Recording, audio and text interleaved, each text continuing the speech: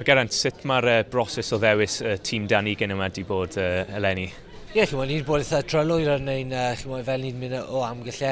Ni'n dweud bod yn eich ar y gêm yn Premiership a hefyd cwpan Prydain ac Iwerddon. So, ni'n gwybod y chwaraew sydd gyda ni. Hefyd mae'n bod yn neis i weld rhaid nhw chwarae ran barthau nhw. So, gobeithio ni wedi gwneud y dewision iawn a ni'n cael tymor llwyddiannus. Fi'n cymryd nhw'n dod allan o llawer o brofiad, maen nhw wedi bod trwyddo hwn unwaith, fi'n siŵr bod nhw wedi dysgu llawer o blwyddyn diwethaf, felly ni'n edrych arno'r chwaraew yna, fod yn dylanwadol iawn i ni, dim ond ar y cae, o off y cae hefyd, so fi'n siŵr bod nhw'n dod â'r profiad hefyd o chwarae yn y lefel pro 12, a syniadau hefyd, a fi'n siŵr bod nhw'n help fawr i'r garfan hefyd, yr fforwyr hefyd. Yn edrych ar y chwe glad, beth yw'r nod i ddechrau gyda?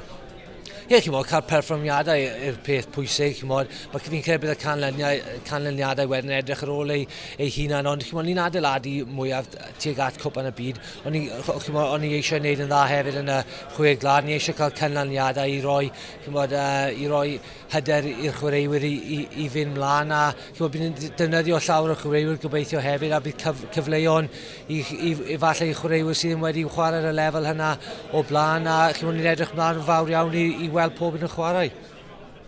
A just i orffen, ydy'r ffaith bod cwpan y byd Danigen eleni yn mynd i gymryd lle yn Manceinion, ydy hwnna'n adio rhywbeth i'r flwyddyn Danigen? Ie, mae yn tymach, mae dim ond lawr o'r hewl, a bydd y tywydd mwy fel ni'n iws i chwarae arno, a fi'n siŵr bod ni'n cael tymach mwy o hefyd cefnogaeth yn bod yn Manceinion, ond dy'r ple chi'n chwarae, mae'r safon yn uchel iawn, a bydd rhaid ni bod ar ein gorau ni i fod yn llwyddiannus yn gystadleuol hynna, a hwnna'n dechrau nawr, oedd adeiladu trwy'r chwe glad.